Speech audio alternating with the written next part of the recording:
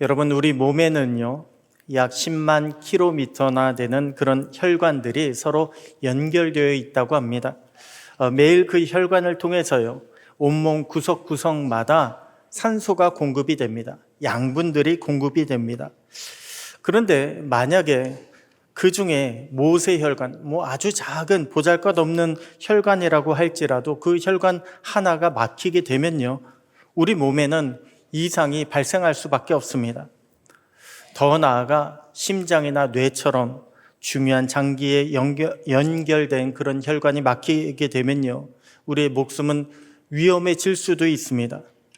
그러므로 혈관이 막히지 않아서 계속해서 산소와 또한 에너지가 공급되는 것, 이것은 우리의 건강을 유지하는 데 있어서 너무나 중요합니다. 그런데 우리 인간의 관계라고 하는 것도요, 살펴보면 이와 너무나 비슷합니다. 우리는 인생을 살아가면서 수많은 관계들을 맺어가며 살아갑니다. 관계를 통해서 우리는 인생의 의미를 배웁니다. 관계를 통해서 우리는 인생의 활력을 얻기도 합니다. 그래서 아주 작은 관계일지라도요, 그 관계가 불편해지거나 혹은 단절되게 되면요, 우리의 인생에는 불편이 찾아올 수 있습니다. 더 나아가 좀 더 크고 중요한 관계에 문제가 생기게 되면요, 인생 자체에도 커다란 문제가 생길 수가 있습니다. 그렇기 때문에 우리도 관계가, 혈관뿐 아니라 관계가 막히지 않도록 우리는 노력해야 합니다. 관계 회복에 우리는 최선을 다해야 합니다. 여러분, 주님이 우리에게 기적을 베풀어 주신 이유도요, 바로 여기 있습니다. 주님은 단순히 우리의 소원을 들어주시기 위해서 기적을 베풀어 주신 것이 아닙니다. 주님은 기적을 통해서 우리가 주님과의 그 관계가 회복되기를 원하고 계십니다. 기적으로 우리가 주님을 향한 더 큰 믿음을 소유하기를 원하고 계시고, 또한 기적을 통해서 이제부터는 우리 주님과 동행하며 주님의 일을 감당하는, 동역하는 자가 되기를 원하고 계십니다. 주님의 기적에는요, 주님과의 관계 회복이라고 하는 분명한 목적이 있다는 말씀입니다. 그렇기 때문에 주님은 기적을 베풀어 주신 후에 아무에게도 가서 말하지 말라고 말씀하신 이유가 바로 여기 있는 것입니다. 사람들은 기적을 원합니다. 사람들은 소원 성취를 원합니다.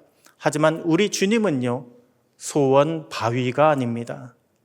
왜 소원을 원하는 사람들 소원 바위 가가지고 자신의 소원을 바라지 않습니까? 근데 그 바위를 사랑합니까? 아니요, 그렇지 않습니다. 오로지 관심은요, 자기 소원밖에 없습니다. 마찬가지입니다. 주님은요, 주님이 소원 바위가 되시는 것, 이것을 원치 않으십니다.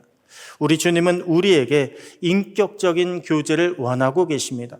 우리 주님은 우리가 더 깊은 주님과의 관계를 만들어 가게 되기를 원하고 계십니다. 그렇기 때문에 주님은요, 기적을 베풀어 주신 후에 아무에게도 가서 말하지 말라. 그저 사람들의 소원을 쫓아서 주님에게 나아오는 것을 경계하셨던 것입니다. 그러므로 우리는 성경을 볼 때, 기적 이야기를 볼 때요, 주님의 기적에만 주목해서는 안 됩니다. 어떠한 기적이 일어났나? 어떤 기적을 들어주실 수 있으신가? 그것에만 주목할 것이 아니라 기적을 통해서 주님이 나에게 뭐라고 말씀하시나? 우리 주님을 주목해야 합니다. 그리고 주님이 원하시는 것, 주님이 원하시는 관계의 회복을 이루어 나갈 수 있도록 우리는 노력해야 합니다. 자, 그러면 주님은 우리의 어떠한 관계가 회복되기를 원하고 계실까요? 오늘 본문을 통해서 살펴보면 먼저는 주님은 사랑의 관계가 회복되기를 원하고 계십니다. 아니, 기적과 사랑이 무슨 관계가 있습니까? 여러분, 주님이 우리에게 기적을 보여주신 가장 큰 이유는요, 다른 것이 아닙니다. 우리를 사랑하시기 때문에 기적을 베풀어 주신 것입니다. 우리는 주님의 귀한 자녀이기 때문에 기적을 보여주신 것입니다. 그래서 주님은 기적을 통해서 다른 것을 원하시는 것이 아닙니다. 주님과 우리와의 사랑했던 그 관계가요, 다시 회복되기를 원하고 계신 것입니다. 봐라, 내가 여기 있다. 봐라, 너의 하나님이 여기 있다. 주님은 그것을 원하고 계신 것입니다. 그래서 우리가 주님과 다시 한번 깊은 사랑의 관계로 나아가는 것, 그것을 원하고 계십니다. 여러분, 우리가 신앙생활 하는 데 있어서도요, 제대로 신앙생활 하기 위해서는 다른 거 필요한 것이 아닙니다. 아무리 우리가 열심을 내고 아무리 우리가 큰 믿음을 보인다 할지라도 주님을 사랑함이 없으면 온전한 신앙생활을 할 수가 없습니다. 사랑 없이는 우리는 주님의 뜻을 이룰 수가 없기 때문에 우리는 주님을 사랑하는데 최선을 다해야 합니다. 그렇기 때문에 주님의 사랑하시는 그 제자라고 자신을 표현했던 사도 요한은요, 요한복음을 기록할 때에 다른 복음서처럼 기적의 초점을 맞추지 않았습니다. 요한은요, 주님의 사랑에 초점을 맞추었습니다. 그래서 요한복음을 보면 사랑 이야기가 많이 등장합니다. 너희가 나를 사랑하면 나의 계명을 지키리라. 우리가 주님을 사랑하게 되면요, 우리는 주님의 계명을 지키는 자가 될 수밖에 없다고 그렇게 주님은 말씀하셨습니다. 너희가 서로 사랑하면, 방금 드린 말씀은 나와 주님과의 관계죠. 그런데 너희가 서로 사랑하면, 우리가 또 다른 우리와 사랑하는 관계가 되면 너희가 내 제자인 줄 알리라. 주님은 그렇게 말씀을 주셨습니다. 또한 나를 사랑하는 자는 내 아버지께 사랑을 받을 것이요 나도 그를 사랑하여 그에게 나를 나타내리라. 우리가 주님을 사랑하면요, 주님은 그에게 나를 나타내리라.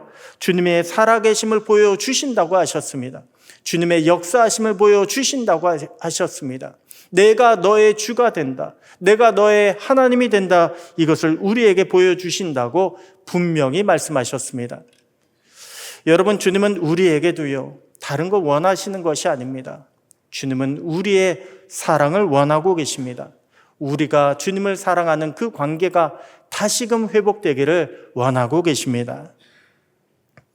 여러분, 오늘 본문에는요, 사랑할 수 없는 사람을 사랑했던 한 사람이 등장합니다. 바로 로마의 백부장이 등장을 합니다.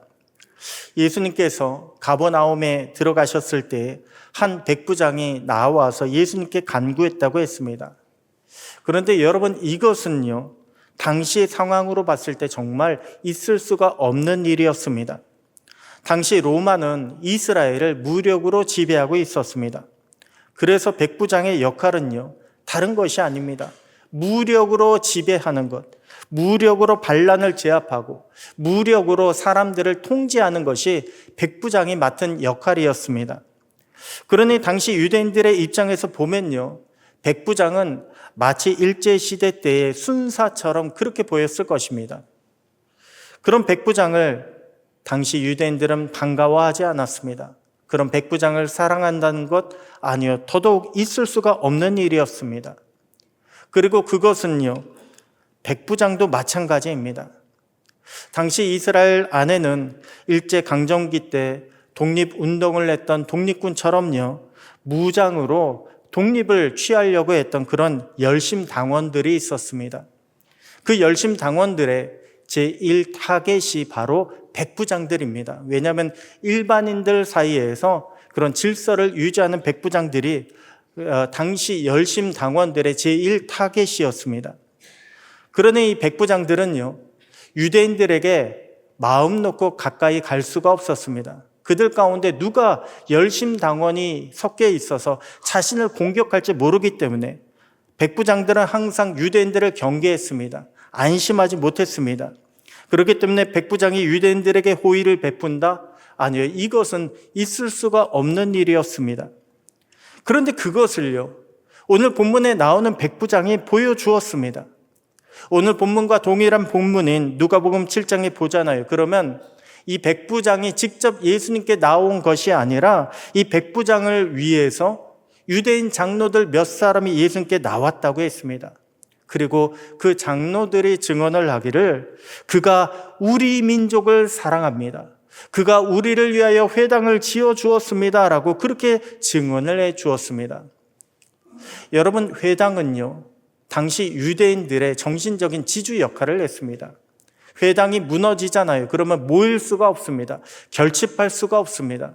그렇기 때문에 로마의 입장에서 보면 회당은 굉장히 주시해야 할 그런 장소였습니다. 그런데 그런 회당을 이 백부장이 지어주었다는 거예요. 왜요? 그만큼 유대인들을 사랑했기 때문에, 그들을 존중했고, 또한 그 백부장 역시 하나님을 알고 있었기 때문에 그 회당을 지어주었다는 것입니다. 그래서 장로들도요, 백부장을 도와준 것입니다. 게다가 이 백부장이 예수님께 나와 간구했던 그 내용이 무엇입니까? 바로 중풍병으로 괴로워하는 하인을 고쳐달라는 것입니다. 그런데 이것도 말이 안 됩니다. 여기서는 하인이라고 했지만요, 사실 누가복음 7장에 보면 사랑하는 종, 노예라고 그렇게 구체적으로 묘사되어 있습니다. 여러분, 노예는 당시에는 사람 취급을 받지 못했습니다. 노예는 물건 취급을 받았습니다. 노예는 쓰고 버리는 것이 노예이지 아프다고 돌봐주는 것이 아닙니다. 그런데 이 백부장, 그런 노예를, 자신의 집 안에 있는 종을 사랑했다고 했습니다. 그리고 그를 위해서 예수님께 나와 간구했다고 했습니다. 여러분, 당시 백부장 정도 되면요, 오늘날 경찰서장과 같은 그런 권력이 있었습니다. 또한 오늘 본문에 나온 백부장을 보면 회당을 지어줄 수 있을 만큼의 재력도 가지고 있었습니다. 그러나 예수님은 그 백부장의 권력을 주목하지 않으셨습니다. 이 백부장이 얼마나 돈이 많은지, 이 백부장이 얼마나 능력이 많은지 이것을 주목하지 않으셨습니다. 예수님은 오로지 이 백부장이 보여주었던 사랑을 주목하셨습니다. 유대인을 차별하지 않고 하인이라고 종이라고 멸시하지 않았던 그 백부장의 사랑을 주목하셨습니다. 그리고 그 사랑이요, 예수님을 감동시켰습니다. 예수님의 마음을 움직이게 만들었고, 예수님으로 하여금 기적을 베풀도록 그렇게 만들어 주었습니다. 여러분, 우리는요, 너무나 당연시 여기는 그런 관계가 오늘날 찾아보면 얼마나 많은지 모릅니다. 아랫사람이라고 하대하는 것, 당연하게 여기시는 분들이 아직도 많이 계십니다.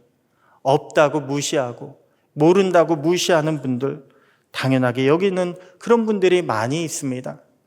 또한 저 사람은 우리 편이 아니다, 저 사람은 상대방이다 라고 그렇게 하면요, 미워하고 공격하는 것, 이것을 당연하게 여기시는 분들이 오늘날 우리 사회에 얼마나 많이 있는지 모릅니다. 분명 보면요, 오늘날 우리는 옛날에 비해서 많이 배웠습니다. 그래서 말하기를 옛날보다 많이 깨어 있다라고 그렇게 이야기합니다. 게다가 우리나라를 보면 민주화가 참 많이 이루어졌습니다. 세계적으로 인정할 만큼의 그런 민주화가 이루어졌다고 하지만 여전히 우리 사회를 보면요, 갑질이 난무합니다. 차별이 난무합니다. 혐오가 난무하고 있습니다. 그런데 이 모든 것은요, 하나님이 만드신 것이 아닙니다. 한번 생각해 보십시오. 종의 제도가 언제부터 만들어졌을까요?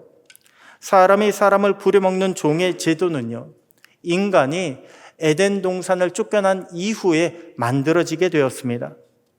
하나님께서 만들어주신 그 에덴 동산 안에는요, 사람이 사람을 부리는 종의 제도가 없었습니다. 그리고 저 사람은 내 사람이 아니다, 내 민족이 아니다라고 하는 이방인 개념도 마찬가지입니다. 에덴 동산에서 쫓겨난 이후에 만들어졌습니다. 에덴 동산에 살 때만 하더라도 모두가 다 한 가족이었습니다. 한 형제 자매였습니다. 그런데 쫓겨나고 난 이후에 서로 멀어지기 시작하면서, 형제와 형제가 쪼개지기 시작하면서 저들은 이제 우리 가족이 아니다, 남남이다라고 하는 이방인 개념이 생겨나기 시작했습니다. 여러분, 하나님이 처음 만드신 세상에는요, 원래 차별이 없었습니다. 멸시가 없었습니다. 오직 사랑만 있었습니다.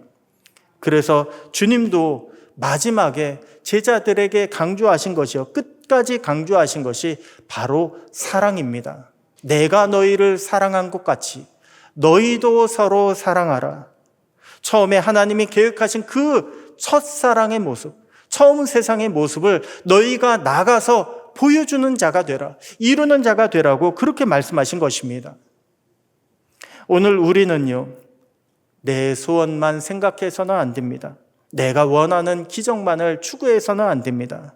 우리는 무엇보다 먼저 우리 주님을 생각하고 우리 주님을 사랑할 수 있어야 합니다. 또한 주님의 마음으로 우리 이웃을 돌아보고 그들 또한 사랑하는 자가 되어야 합니다. 그렇게 사랑의 관계를 회복해 나갈 때에 나를 통해서 우리 주님의 사랑이 이루어지게 되는 것입니다. 우리 주님의 사랑의 역사가 나타나게 되는 것입니다.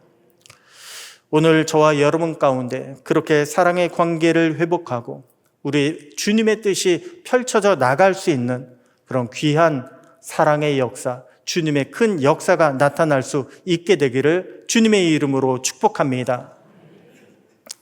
다음으로 주님은요, 우리의 어떤 관계가 회복되기를 원하고 계실까요? 바로 영적인 질서, 이 질서의 관계가 회복되기를 원하고 계십니다. 여러분, 질서라고 하는 것도요, 관계의 문제입니다. 이것은 우리가 누구의 명령을 따르고 있느냐, 우리가 어떠한 질서 아래 살아가고 있느냐라고 하는 관계의 문제입니다. 만일 우리가 세상적인 생각을 따르고 세상적인 가치를 추구하게 되면 우리는 세상과 좀 더 관계를 가진 사람들입니다. 세상의 관계 아래, 질서 아래 살아가고 있는 사람입니다. 반대로 우리가 주님의 말씀을 따르고 또한 믿음으로 살아가게 되면 우리는 하늘에 속한 자, 주님의 질서 아래 살아가고 있는 자가 되는 것입니다. 오늘 본문의 백부장은요, 원래 세상에 속한 사람이었습니다. 그는 로마의 군인입니다. 그의 주인은 로마의 황제입니다.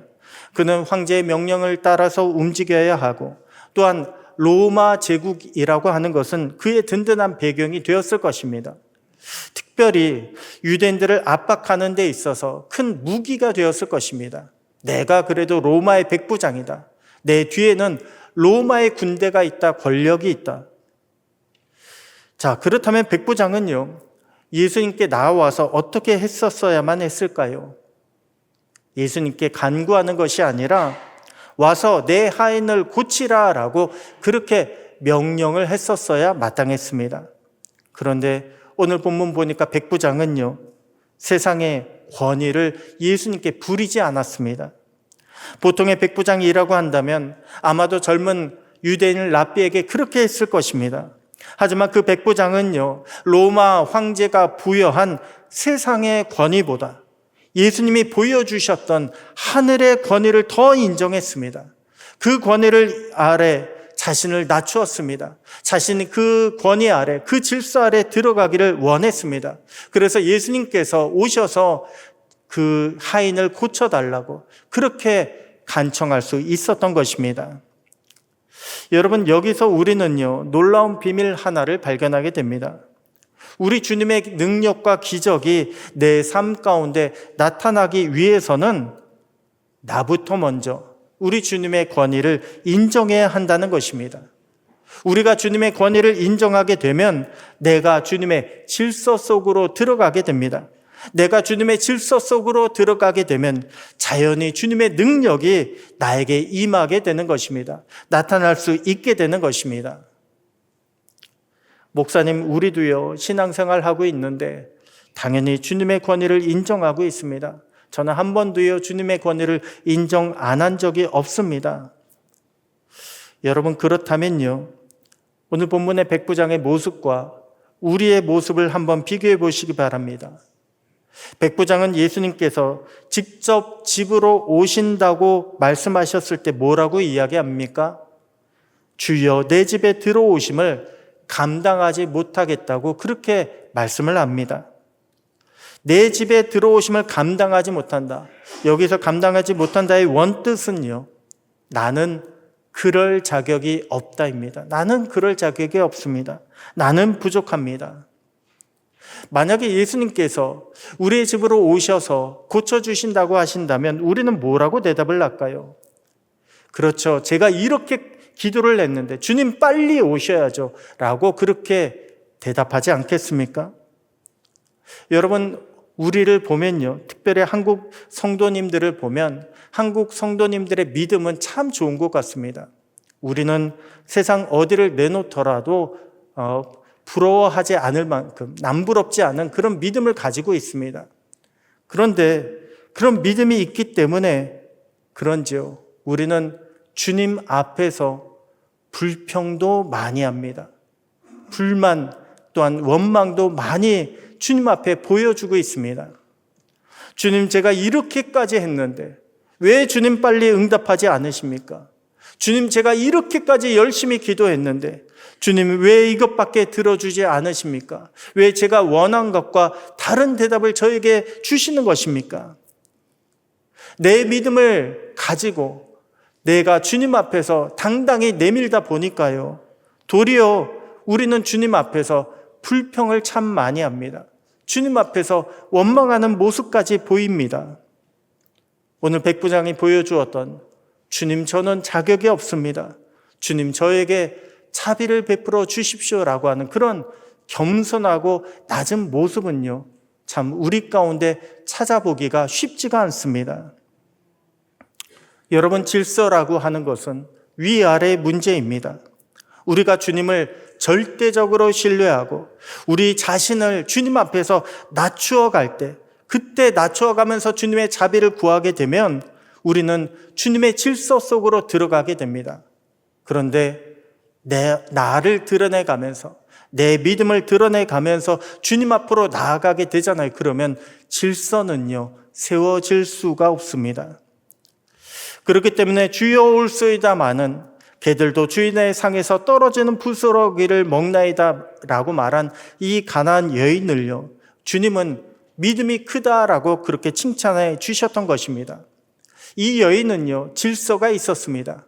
아무리 주님이 멸시를 하고 아무리 주님이 거부를 하고 외면한다 할지라도 주여 올소이다마는 그래도 개들도 주인의 상에서 떨어지는 부스러기를 먹습니다라고 자신을 한없이 낮춰가면서 주님께 매달렸습니다.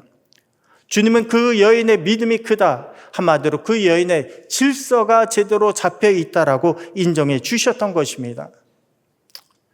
여러분, 백부장은요, 그동안 세상적인 질서 아래 살아갔습니다. 당연히 그의 영적인 질서도 세상적인 질서를 따르고 있었습니다. 그랬던 그 백부장의 영적인 질서가요, 다시 회복이 되었습니다. 다시 성경적인 하나님의 질서로 돌아오게 되었습니다. 그래서 예수님께 이 백부장은 다만 말씀만 하옵소서, 그러면 내 하인이 낫게 싸움나이다라고 그렇게 고백을 합니다. 다만 말씀만 하옵소서. 여러분, 이것이요, 얼마나 성경적인 고백인 줄 아십니까? 왜 성경의 시작인 창세기 1장의 내용이 무엇입니까? 하나님께서 말씀으로 온 세상을 창조하신 거 아닙니까? 여러분, 우리가 성경의 여러 이야기들을 읽다 보면은, 특별히 기적 이야기에 와서는 이것이 과연 사실일까? 이것이 지금도 이루어질 수 있을까? 의심하는 마음이 들 때가 있습니다. 그런데 여러분, 왜 우리 안에 주님의 기적에 대해서 의심하는 마음이 드는 줄 아십니까? 그것은요, 딱 한 절을 우리가 믿지 못하기 때문에 그렇습니다. 딱 한 절을 의심하기 때문에 그렇습니다. 그 한 절이 무엇입니까? 바로 창세기 1장 1절입니다. 태초에 하나님이 천지를 창조하시니라. 여러분, 이보다 더 큰 기적이 어디 있습니까? 아무것도 없었는데 하나님께서 말씀으로 세상을 창조하셨습니다. 하나님께서 말씀으로 세상을 채워주시고, 말씀으로 세상의 질서를 부여하시고, 말씀으로 세상 그 모든 법칙을 작동시켜 주셨습니다. 내가 살고 있는 이 세상이 하나님의 말씀으로 이루어진 세상임을 믿게 된다면요, 우리는 그 어떠한 하나님의 기적도 다 믿을 수가 있습니다. 그때부터는요, 다른 것 구하지 않을 것입니다. 다만 말씀만 하시옵소서. 오직 하나님의 말씀만 구하게 될 것입니다. 내게 주신 말씀이 나의 말씀으로 들리게 되면 그때 우리는 그 말씀으로 위로를 얻게 될 것입니다. 내게 들린 그 말씀이 나의 말씀으로 들리게 되면 나는 소망을 가지게 됩니다. 나는 그것을 의지하여 힘을 얻어 앞으로 나아가게 될 것입니다. 여러분, 주님의 말씀이 내게 들리게 되면요, 다시 내가 살아나는 그런 놀라운 역사가 일어나게 된다는 것을 믿으시기 바랍니다. 여러분, 하나님이 창조하신 세상 속에서요, 기적이라고, 하나님의 기적은 정말 아무것도 아닙니다. 왜냐하면 하나님이 창조하셨는데 기적이, 그 어떤 기적이 될 수겠습니까? 다만 주님은 기적을 통해서 하나님은 살아계시다, 하나님은 우리의 주가 되신다라고 하는 것을 보여주시며 우리의 영적인 질서가 다시금 회복되기를 원하고 계십니다. 하나님이 원래 계획하신 대로 하나님의 말씀을 따르는 자가 되기를 원하시고, 또한 하나님의 그 질서 속으로 들어가 우리 주님의 평안과 기쁨을 누리는 자가 되기를 원하고 계십니다. 오늘 저와 여러분의 삶 속에 우리 주님의 질서가, 우리 주님의 말씀이, 그리고 말씀에 따른 주님의 역사하심이 회복되는 은혜가 있게 되기를 축복합니다. 그래서 매일 주시는 말씀에 따라서 우리 주님의 은혜와 평강이 넘치는 복된 저와 여러분의 가정들 다 되시기를 주님의 이름으로 축복합니다. 마지막으로 주님이 원하시는 회복은 무엇일까요? 바로 복음의 정체성이 회복되기를 우리 주님은 원하고 계십니다. 여러분, 복음이 무엇입니까? 복음은요, 우리가 하나님의 자녀다라고 하는 그 사실이 복음입니다. 그래서 요한복음 1장 12절에 보면 영접하는 자, 곧 그 이름을 믿는 자들에게는 하나님의 자녀가 되는 권세를 주셨다고 말씀하고 있습니다. 우리가 주님을 믿기만 하면, 우리가 주님을 영접하기만 하면 하나님의 자녀가 되는 권리를 주신다는 것입니다. 천국 백성에 들어갈, 천국으로 들어갈 그 천국 백성의 자격을 주신다는 것입니다. 여러분, 예수님께서요, 백부장을 보시고 얼마나 놀라신 줄 아십니까? 처음에는 백부장의 사랑을 보고 주님은 놀라셨습니다. 로마의 백부장이 유대인을 사랑하고 더 나아가 자기 종까지 사랑하는 그 사랑에 예수님은 놀라셨습니다. 다음으로 예수님은요, 백부장의 그 겸손함에 놀라셨습니다. 주여, 내 집에 들어옴을 감당치 못하겠습니다. 아니, 지배자의 대리인으로 유대인들을 다스리고 있던 그 백부장이요, 피지배인의 젊은 랍비에게 나는 부족합니다, 나는 자격이 없습니다 라고 한없이 낮추는 그 겸손을 보고 예수님은 놀라셨습니다. 그러면서 말씀만 하옵소서, 다만 말씀만 하옵소서, 이 백부장이 믿음을 보이고 있는데 예수님은 이만한 믿음을 보지 못했다고 놀랍게 여기셨다라고 했습니다. 그러면서 예수님께서 천국에 대해서 말씀하십니다. 동서로부터 많은 이방인 취급받던 사람들이 믿음으로 천국에 앉게 될 것이다. 한마디로 이 이방인도, 이 로마 백부장도 그렇게 천국 백성이 될 것이다 라고 그렇게 선포해 주신 것입니다. 여러분, 주님의 복음은요, 믿음만을 강조하지 않습니다. 겸손히 순종할 줄 아는, 절대적으로 순종할 줄 아는 그런 겸손을 우리에게 요구하고 있습니다. 또한 주님과 이웃을 사랑하는 그런 사랑을 요구하고 계십니다. 이것들을 회복하게 될 때 우리 주님과의 관계도 온전히 회복될 수 있게 되는 것입니다.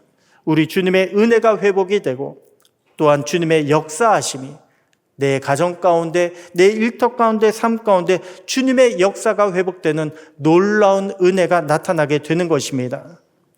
오늘 저와 여러분에게 백부장이 보여주었던 믿음이, 그리고 겸손히 사랑이 회복될 수 있게 되기를 축복합니다.